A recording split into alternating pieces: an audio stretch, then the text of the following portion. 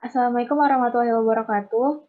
Kami dari kelompok 3 akan menyampaikan materi yang berjudul Analisis Biaya Manfaat dan Investasi Pemerintah, yang beranggotakan Brigita Pradnika Kristi, Muhammad Raihan Adrian, Putri Alivia Salsabila, Syarfina Elsa, dan Sandrina Nur Alia.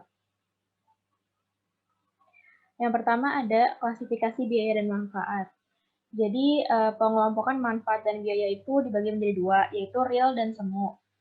Manfaat real merupakan manfaat yang timbul bagi seseorang yang tidak diimbangi oleh hilangnya manfaat bagi pihak lain.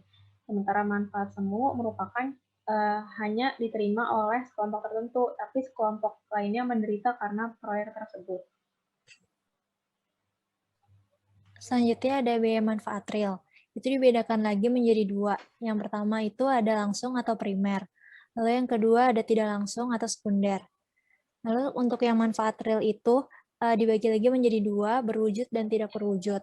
Untuk biaya dan manfaat real itu dibagi dua lagi menjadi manfaat dan biaya internal dan manfaat dan biaya eksternal. Next. Metode yang digunakan dalam analisis biaya dan manfaat, yang pertama itu ada net present benefit atau value. Yang kedua ada internal rate of return. Yang ketiga ada benefit cost ratio.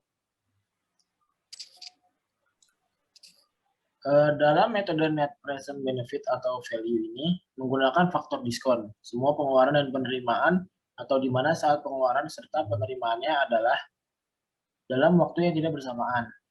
Harus diperbandingkan dengan nilai yang sebanding dalam arti waktu. Nilai bersih suatu proyek merupakan sebuah nilai dari manfaat proyek dikurangkan dengan biaya proyek pada tahun bersangkutan dan didiskontokan dengan tingkat diskonto yang berlaku.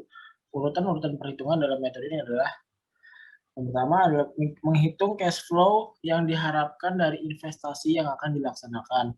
Lalu mencari nilai sekarang atau present value dari cash flow dengan mengalihkan tingkat diskon atau discount rate tertentu yang ditetapkan. Kemudian jumlah sekarang atau present value dari cash flow selama umur investasi dikurangi dengan nilai investasi awal akan menghasilkan net present benefit atau NPB. Rumusnya bisa dilihat di layar. Next.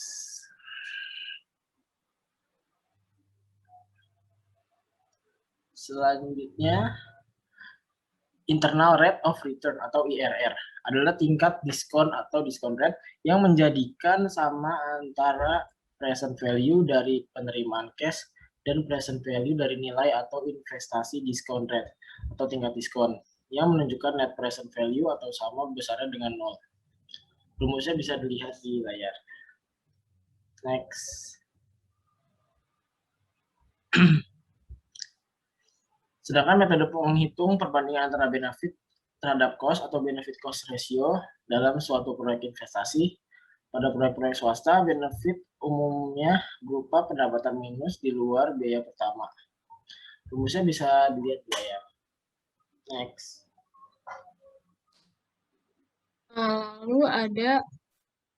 Lalu ada penerapan analisis biaya dan manfaat. Yang pertama itu pada perusahaan swasta. Jadi manfaat umumnya itu mengukur dengan cara mengalihkan jumlah barang yang dihasilkan dengan perkiraan harga barang. Lalu biayanya yang diperhitungkan itu adalah semua biaya yang langsung digunakan dalam proyek tersebut berdasarkan harga pembelian. Lalu kalau untuk pemerintah sendiri, dalam menghitung manfaat dan biaya, hanya menghitung manfaat dan biaya yang mencerminkan nilai oportunitas hasil proyek atau biaya proyek. Jadi beberapa faktor yang menyebabkan tidak terdapatnya harga-harga sebagaimana yang terjadi pada pasar persaingan sempurna adalah adanya unsur monopoli, adanya pajak, adanya pengangguran, adanya surplus konsumen. Secara umum, dapat dikatakan bahwa pada proyek-proyek pemerintah, semua input yang digunakan haruslah diukur dari biaya marginal produknya atau harga yang terjadi pada pasar persaingan sempurna. Next. Selanjutnya adalah hasil analisis investasi pemerintah. Investasi merupakan salah satu faktor yang bisa mendorong pertumbuhan ekonomi suatu negara.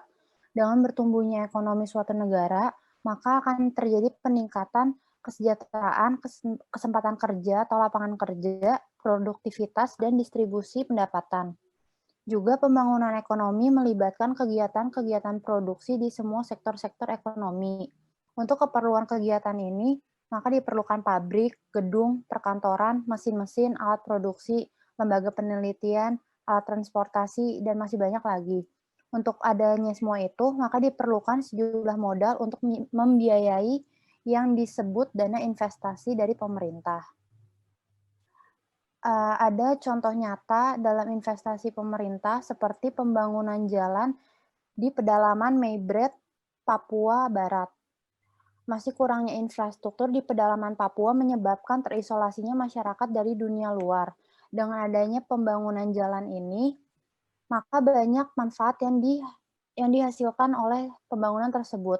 Seperti salah satunya, seperti perbedaan sebelum dan setelah pembangunan jalan juga signifikan, seperti pendapatan masyarakat yang meningkat, dibuktikan dengan meningkatnya pendapatan usaha ternak babi, ayam, dan kios-kios.